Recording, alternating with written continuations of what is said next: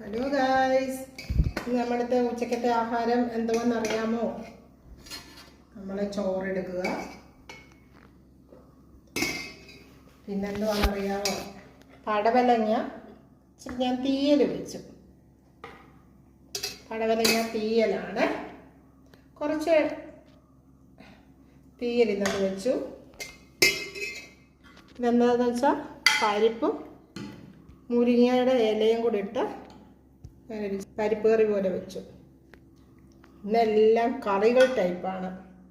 ഇത് പടവലങ്ങ തോരൻ. ഇച്ചിരി നമുക്ക് എരിവും പുളിക്കും വേണ്ടി ഇന്നലത്തെ അയില കറി. ഓക്കെ ഗായ്സ്, ഇതാണ് നമ്മുടെ ഇന്നത്തെ ആഹാരങ്ങൾ. എല്ലാവരും സന്തോഷമായിട്ടിരിക്കുക, നല്ല ആഹാരങ്ങൾ കഴിക്കുക.